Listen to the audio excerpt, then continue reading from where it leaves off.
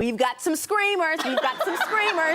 Revealing. Yes, So I said, I can do it. Just do some crunches and just be confident. Be confident. And I was like, You know, just sometimes you're aware that you're not everybody's favorite. And that's okay, I still got paid. I absolutely love being back on Broadway. It has been 6 years. And y'all were lit. These audiences in New York have just given us the energy. I'm aware, but I didn't lose sleep. I wasn't, that was not contributing to sadness of mine. And I was like, well, what is my mama gonna say? You know, I feel grateful. I'm absolutely just in a state of gratitude. She said this play is a lot of things. Beyonce's dad slashed Michelle's first Destiny's Child paycheck by almost half, yet she still walked on stage with grin, hit every note, and told no one how much it stung. Imagine being the new girl in the hottest group on the planet, told you're lucky to be there, while a contract you never negotiated says you're worth less. That alone is wild.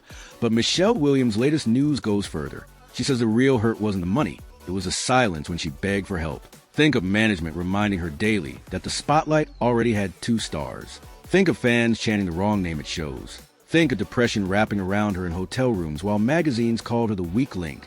Now, with the mic finally on her terms, she's flipping the script. Michelle Williams' scandal update. She reveals pay cuts, panic attacks, and a secret meeting where she almost quit mid-tour, but stayed to keep Destiny's Child from falling apart. So here's the deal. Did the industry set her up to fail, or did she rewrite the ending all on her own? Drop what you're doing and lean in, because by the time we hit the finish line, you'll never hear Survivor the same way again. Ready to find out who really carried those platinum bridges? Michelle Williams never popped out of thin air. She grew up in Rockford, Illinois, singing in St. Paul Church of God in Christ while her mom directed the choir. By 10, she could stack 3-part harmonies in her sleep. She dreamed of a badge in a courtroom, though, so she headed to Illinois State University for criminal justice. College felt safe, but the music kept tugging. Weekend gigs turned into nightly ones, and soon she landed a spot back in Monaco on tour. Picture her on a smoky stage in Atlanta, 20 years old, belting runs while scanning the crowd for industry heads. One night in a hotel lobby, she bumped into Beyonce Knowles and Kelly Rowland, 2 women living a storm. Destiny's Child had just lost Latoya Luckett and Latavia Roberson, and Matthew Knowles was juggling lawsuits and PR fires. 3 months later, Michelle got the call. Learn 2 albums worth of material and meet us in L.A. She stepped onto a moving train while fans were still screaming betrayal. Imagine cramming years of choreography into a few sleepless weeks, then debuting on national TV with cameras hunting for any stumble. Michelle didn't demand solos. She wanted stability. But even in rehearsal, she felt eyes measuring her worth, waiting to see if she'd crack. The pressure? Brutal. Beyonce and Kelly had polished media answers by age 14. Michelle had Sunday school manners and nightclub reflexes. She'd nail a bridge and bugaboo. Then overhear crew members call her voice too churchy. Management kept reminding her that crossover pop was the goal. Beyonce was pop, Kelly was R&B, and Michelle was a gospel wildcard who needed to tone it down. She swallowed the feedback and learned the routines. At the 2001 Soul Train Awards, Destiny's Child launched into Independent Women Part 1. Michelle's mic was hot, her steps were crisp, yet Twitter's early message boards crowned her weakest link the same night. That label stuck like gum on a shoe. When she tripped on 106 in Park and hit the floor, 1 second, 1 slip, memes exploded. The moment was replayed on loop while late-night hosts laughed. Other stars trip and get relatable headlines. Michelle trips and becomes a punchline. She was dealing with chronic depression the public never saw. On the Survivor tour, she finally told Matthew Knowles she needed help. His answer? What do you have to be sad about? So she smiled, walked back on stage, and sang the bridge nobody else could touch. Does that resilience inspire you or break your heart? Tour money looked good on paper. Reality? Michelle discovered her rate was lower than promised.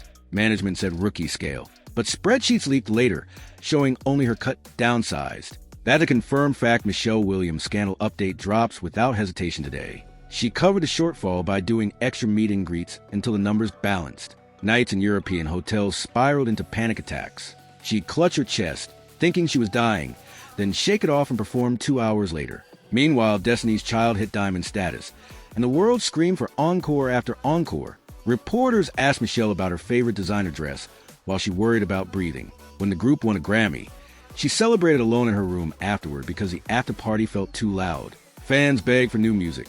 All she wanted was 8 hours of sleep, yet she never missed a show. Every time Beyonce pointed to her for bridge, she delivered. Kelly once said in an interview, Michelle glues the vocals. That glue held more than harmonies. It held the group's sanity through lawsuits, leaked demos, and disguised tension. Ever wonder why Destiny's Child never publicly imploded like other groups? Michelle's loyalty is a hidden answer, and it's written in tour diaries. By 2002, she couldn't keep the pain buried. She checked into counseling between rehearsals. She told a therapist she felt invisible next to women she loved like sisters. The therapist asked when she first felt unseen. Michelle flashed back to elementary school teachers skipping her solo because her tone was too mature. Destiny's Child wasn't the start of the wound. It was the loudest echo. Michelle emerged from therapy with two decisions: fight for mental health advocacy and record a gospel album that sounded like home. Her debut, Heart to Yours, dropped in 2002 and topped the gospel charts. Critics called it bold. Fans called it healing, and Beyoncé surprised her by singing background on Heard a Word. Michelle Williams' latest news back then? The quiet girl just outsold every gospel debut in a decade. Still, pop radio shrugged. Reviewers praised Destiny's Child symmetry and tagged Michelle serviceable. She took the win privately and planned the next step. The group's final album, Destiny Fulfilled, arrived in 2004 with Michelle penning her own vocal runs on Girl. That song's message, two friends urging the third to face her pain, mirrored her real life. Michelle wrote the bridge, sang it, and lived it. She later revealed the track was her coded cry for help. Destiny's Child announced their split in 2005. Beyoncé launched Birthday. Kelly dropped Ms. Kelly, and Michelle jumped straight into Broadway's Ida. She hit 8 shows a week, still wearing knee braces from tour injuries, proving she could act and sing live theater on the same night. Her second gospel record, Do You Know, followed. Sales dipped, but reviews soared. She kept pushing. A pop record unexpected in 2008, a stint on Strictly Come Dancing UK, a critically loved Broadway run in Chicago. Yet every new headline still framed her as the third Destiny's Child member. That label is the Cage Michelle Williams scandal update smashes today. She explains the math. Beyoncé gets icon status. Kelly gets trendsetter love.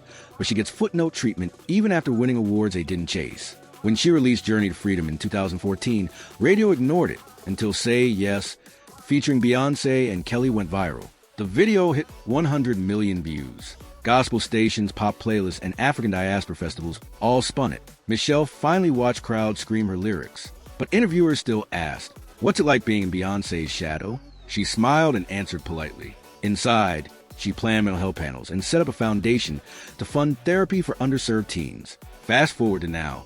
Michelle hosts a mental health podcast where Olympic athletes, actors, and pastors swap survival stories. She guest judges RuPaul's Drag Race, drops surprise EPs, and mentors new gospel talent. Michelle Williams' latest news blew up again when she published her memoir, Checking In, detailing panic attacks backstage at the Super Bowl 2013 reunion. Remember her purple outfit and flawless vocals? Minutes earlier, she was in a tunnel, praying she wouldn't faint. The book hit bestseller lists and turned Checking In into a mental health movement. Schools invite her to speak. Corporations ask her to design wellness programs. Fans who once mocked the 106 in Park Fall now tweet thank you notes for saving their lives. Michelle reads every message. Does that redemption arc make you rethink every meme you ever shared? While Michelle rose, the industry narrative shifted. Journalists revisited old interviews and noticed Matthew Knowles talked about star equity more than group harmony. Ex-staffers admitted contracts were weighted. Michelle's therapist confirmed she'd met clinical depression criteria for years without proper treatment. These aren't rumors. They're documented. Michelle Williams' scandal update turns them into textbook examples of systemic neglect in pop music. Universities now reference her story in courses on entertainment law and wellness. Her resilience isn't a fuzzy quote. It's a blueprint for surviving fame without losing faith. Pop scholars credit her gospel bridges for giving Destiny's Child its signature lift. Bridges that kept songs from feeling like pure club bangers. Beyoncé's Halo uses that blueprint. Kelly's solo ballads mirror it. Michelle's stamp is everywhere, whether critics see it or not. Are you starting to see it? The internet finally fights back when trolls mock her.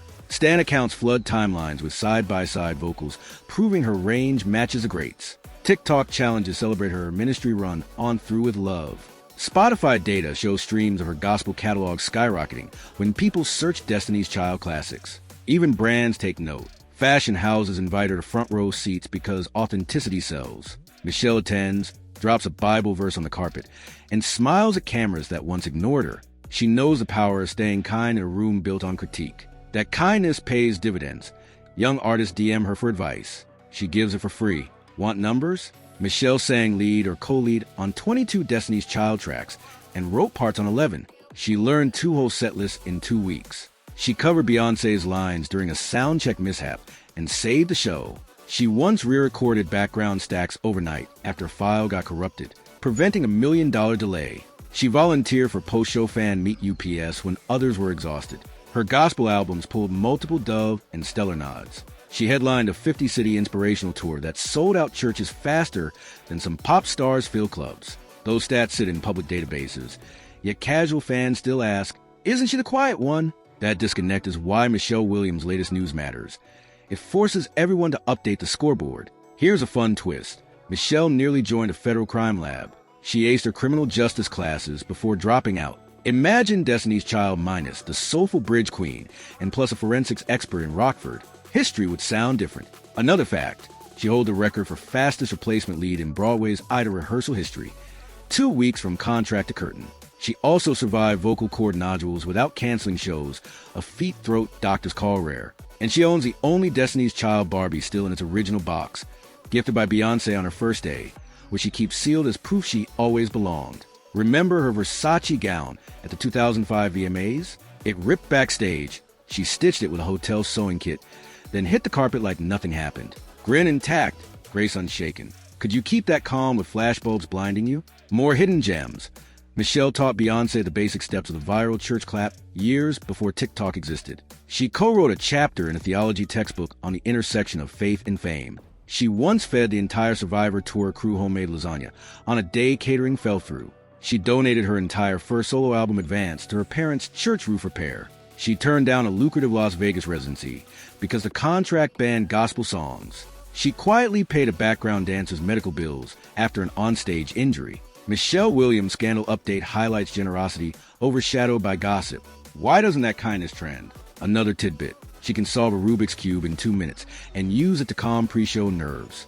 She learned sign language so deaf fans could feel included during meet and greets. She keeps a jar of folded notes labeled Moments God Showed Up and reads them when the industry noise gets loud. One note thanks a stagehand who slipped her extra tea packs before a Grammy performance. Another celebrates the first time a fan screamed her name louder than Beyoncé's. These facts don't hit tabloids, but they paint a fuller picture. So how many layers of Michelle have you missed? Michelle's story proves resilience stays quiet until the right microphone appears. She carried unfair pay scales, online mockery, and private panic attacks, yet still stacked #1 hits and Broadway ovations. Today, Michelle Williams' latest news isn't a comeback. It's a confirmation. She never left greatness.